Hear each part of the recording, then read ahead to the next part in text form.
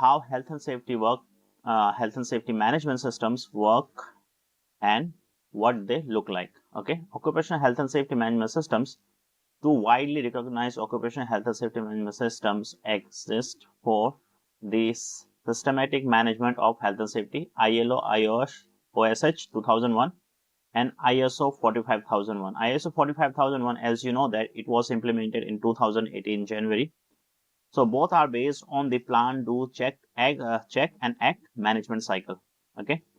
ILO OSH 2001 Occupational Health and Safety Management System can be summarized as policy, organizing, planning, and implementation, evaluation, action for improvement, and audit. Okay. ISO 45000 is an externally verified occupational health and safety management system standards that can be summarized as context of the organization, leadership, worker participation, planning, support, operation, performance, evaluation, and improvement. These are the things are involved, okay, in 45001, ISO 45001 2018. So safety management systems all are based upon the plan, do, check, and act. Theory of continual improvement. Plan, set your aims and objectives. Okay, what you want to do. Okay, in occupational health and safety management system. Okay, what you want to do, what's your aim, what's your objectives. Okay, and then plan how to achieve them and how you're going to achieve them. Like you are setting some objectives and targets, but how you're going to achieve them. Example, you have one objective that you will train all of your staff, and each staff should cover 5 hours of training. Okay, that's one of your objective. But how you're going to achieve that 5 hours of training for each employee? So that should be your plan. Like first you will do the TVT, toolbox talks. Second, you will do the monthly training. Third, you will do the on-job training. Fourth, you will do the different trainings. Okay, so those kind of trainings, those kind of tasks you will include in plan, and as per those plan you will achieve your objectives and aims. Okay, after that, do. You can see here, once you plan, you have to do that. How you gonna do that? Put your plans into effect, implement them. Now how you wanna do that, how you can do that? To do that, what you required, maybe you need some resources, maybe you need some management support, maybe you need something else. Okay, so those things you have to get it and you have to do that. After that, you have to check. Okay, you have to monitor the performance continuously. You have to monitor the performance, you have to check that, you have to make sure that whatever the things you have implemented, whether the control measures or some other things you have implemented, whether they are still effective or not, are they working properly or not. You have to check them. Okay, after that, you have to act. Routinely review progress and change what you are doing if it looks like you are missing your targets. Okay, so acting is very important. If you will not act on something which is not happening correctly the way you want it, so you have to act upon on them. Okay, if you will not act, the things will get worse and worse. Okay, so that you have to do in plan, do, check, act. So this is a cycle. So you can see that this cycle will not stop. It is a continuous improvement. Okay, now elements of health and safety management system module, ILO OSH 2001. Okay, International Labour Organization, Occupational Safety and Health 2001.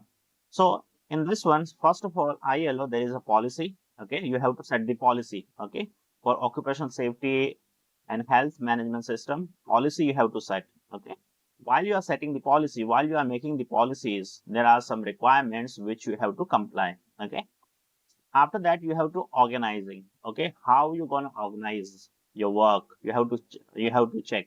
Okay, what are the tasks you're going to organize? After then, you have to plan, and you have to plan. You have to plan your aim. You have to plan your objectives. You have to plan your targets. Okay, and how you gonna do them. Okay, and after then, you have to implement them also.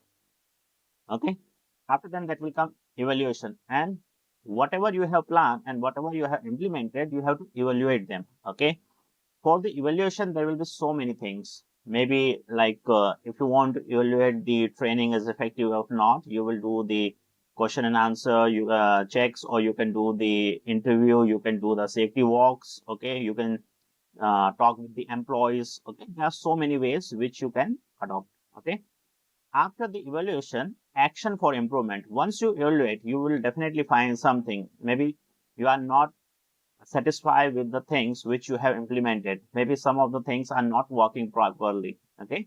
So you have to list it them down, and after then you have to action on them. You have to act on them, and you have to make them correct. Okay.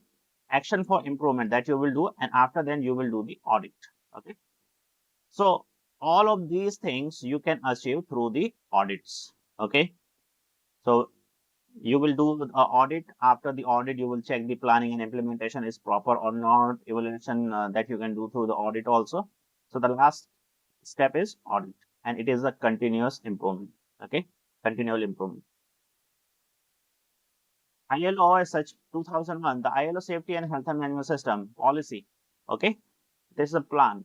A clear statement has to be made to establish health and safety as a prime commitment of the management at all levels of the organization, but particularly at the top. At the top means who is the top person of the company.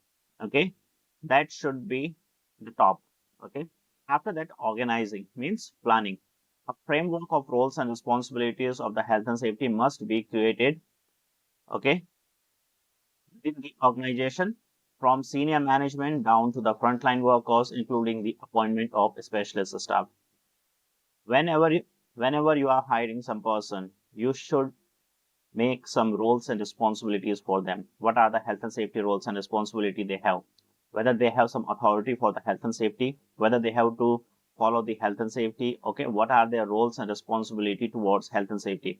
So each and everything should be clearly mentioned. You can use the job description. Okay, their JD. In the JD, you can mention these 2-3 points regarding roles and responsibilities of each and every person as per their position. Okay, as per their department, as per their position. Okay, after that, planning and implementing. After that, you have to detail arrangements must be made for the management of health and safety. Central to this idea is the concept of risk assessment and the identification and implementation of safe system of work and protective measures. In planning phase, what you have to do, you have to do the risk assessment, you have to identify the hazard, and you have to put the control measures on them. Okay, that you have to do in the planning and implementation phase. After that, evaluation means check. Methods must be devised to monitor and review the effectiveness of the arrangements put into place. This might be done reactively, example by reviewing accident incident data, ill health statistics. Okay, actively, example by the reviewing inspection reports. Okay, you can use the reactive or active method to check whether your system is working properly or not. Okay, after then you have to do the audit. You can do the checks. Okay, arrangements must be made for the independent, okay, systematic and critical examination of the safety management system to ensure that all parts are working acceptably well. Okay, that you can do through the audit. After that, action for improvement, act. If there is any shortcomings identified by the review process through the audit by reactive or active method, you have to act on them. Okay. After that, continual improvement. The intention is that the safety management system will not remain static, but will develop over time to become increasingly appropriate. Okay, and it should be useful to the organization that it exists to serve. Okay. In the outline, the location of each element in the PDCA cycle has been indicated in brackets after the element title just to help. Okay, that's one. After that, ISO 45001, the Occupational Health and Safety Management System standard. And ISO 45001, if you want to read about ISO 45001, you want to know uh, all information about the ISO 45001, there is a separate standard. Okay, PDF for the ISO 45001. You can go through each and every what you call. There are 10 steps, 10 clauses. Okay, you can go each of the clauses. Clause number 1 to 3 is not that much relevant, but clause number 4 to 10 is very much what you call, so many information you will get in that one. The fourth, the clause, main clauses started from the fourth. Okay, the fourth clause is context of the organization management system framework. require that occupational health and safety is designed and operated so as to be appropriate to the organization and its operational environment. Referring to the figure, we can see that this form both the environment in which the management system operates, the boundaries of the system, and the system itself. This sets the scene. After that fifth clause, there is a leadership and worker participation. How the leadership, their roles and responsibilities are defined, that will be discussed in clause number 5, leadership and worker participation, and how we going to involve the worker for health and safety and risk assessment, hazard identification. All these things are discussed in leadership and worker participation. After that, planning. Planning requires that an ongoing planning process forms a part of occupational health and safety management system so that hazards and risks and opportunities are identified and that appropriate action is identified in plan. Planning is a clause number 6. Okay, in this clause, a company, an organization, they have to identify the risk, health and safety hazards, okay, and different other hazards which is relevant to the industry. Okay, and after that, in this clause, there is not only the hazards you have to identify, and you don't have to identify only the risk. In this clause, you have to identify the opportunities also. Okay? Because if there is any hazard, definitely there will be some opportunities from that hazard also. Okay?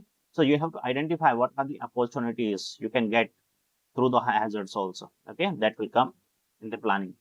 After then, support.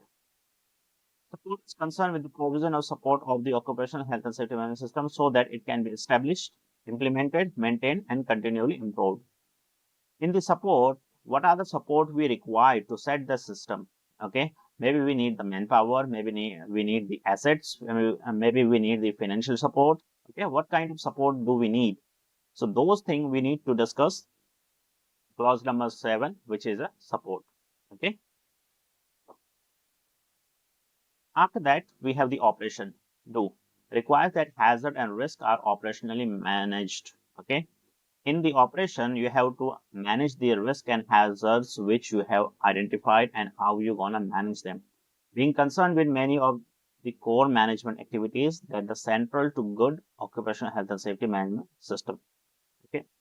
Performance evaluation. This is a clause number 9. Okay. Requires the systematic internal monitoring and review of occupational performance with a view to during continual improvement. The figure shows how the fulfills the requirements of check in the PDCA management cycle. Performance evaluation you have to do, how you can do the performance evaluation, that you have to identify. Okay.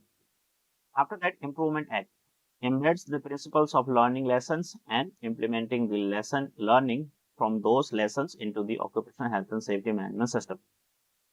Okay, how you gonna improve? You can improve through the audits. You can do the improvements to the reviewing the data. Okay, how you can improve those things you have to decided. Now the health and safety policy. How you gonna set the health and safety policy for your company? While you are setting the health and safety or while you are creating a health and safety policy for your company, the safety policy sets out the general approach and commitment to an organization. It is nothing more rather than it is the aims and objectives of the company.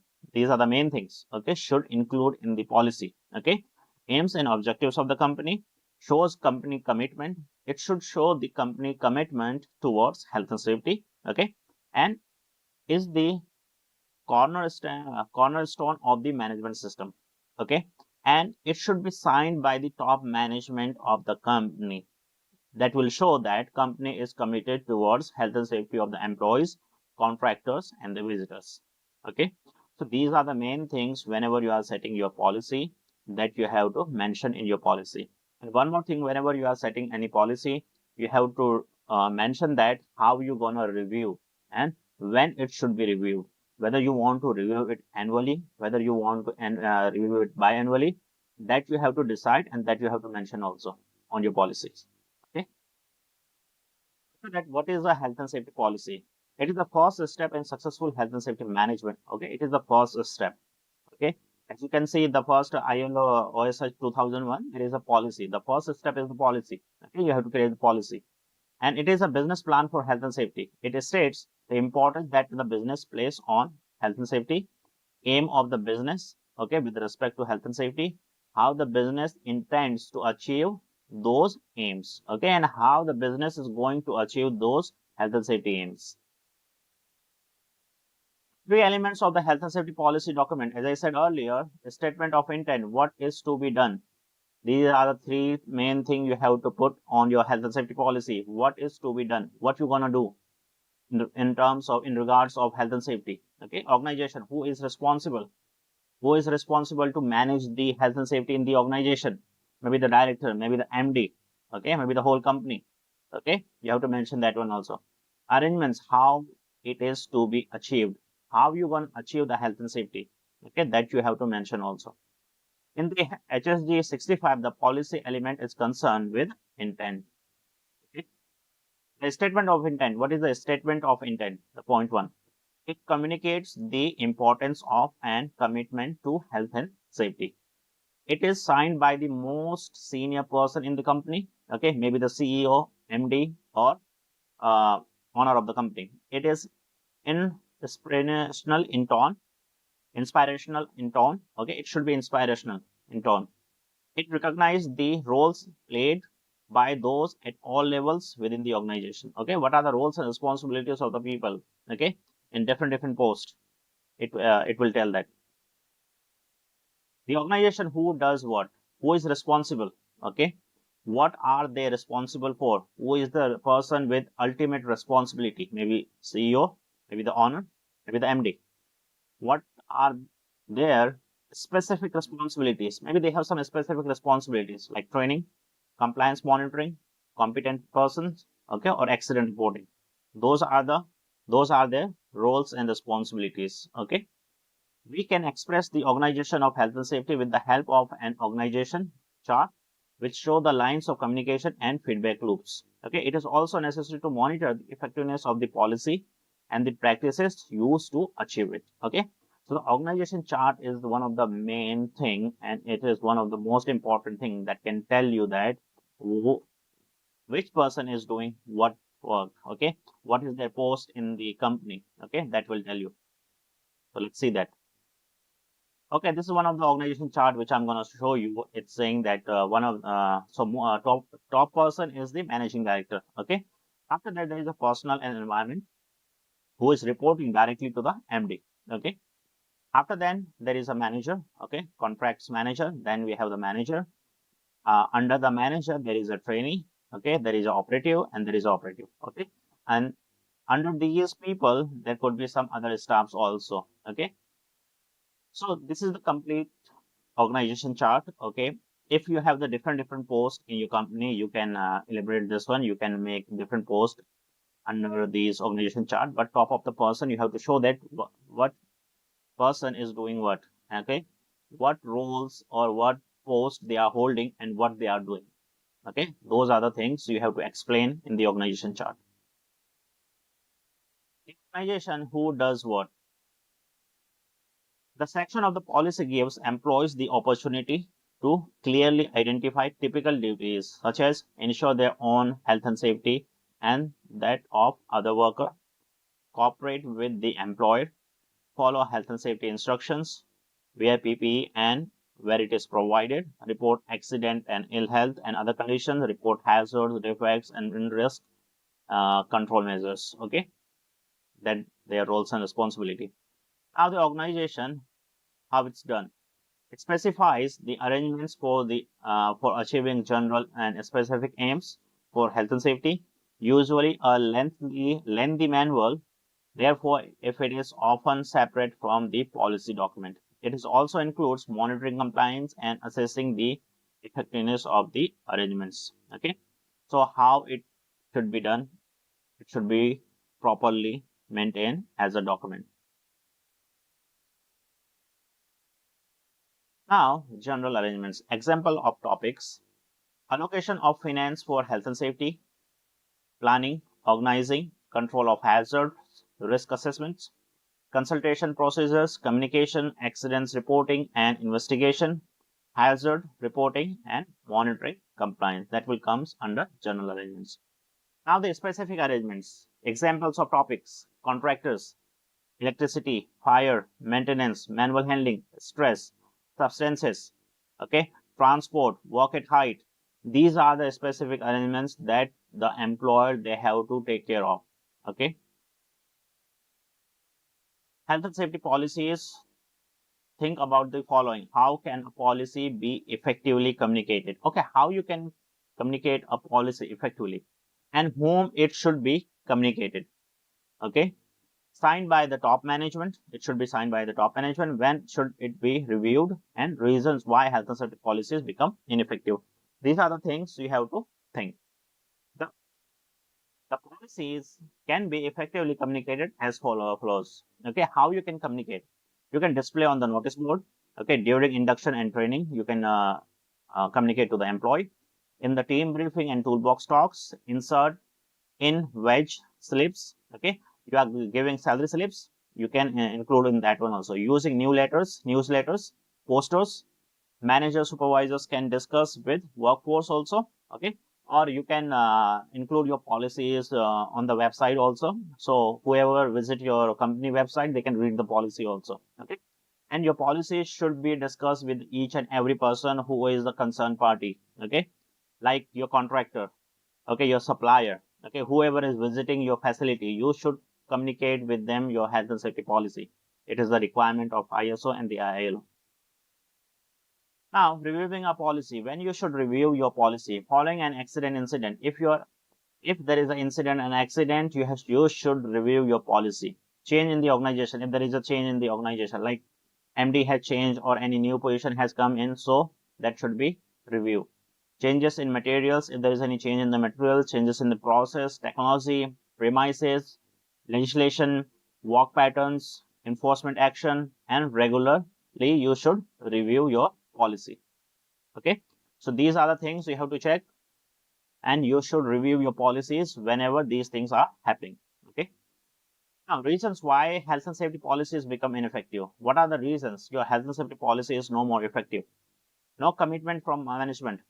Policy, so many companies, they taking a policy as a piece of paper and it is lying somewhere in the corner and no one is taking care of that one. Okay, so there is no commitment from management, no annual objectives, there are no objectives, no health and safety given top priority, there are no resources to fulfill the requirements, the staff does not understand aims, it is not communicated properly to the staff, emphasize only on employees responsibility, lack of performance measurement, performance are not measured, and lack of awareness and lack of training.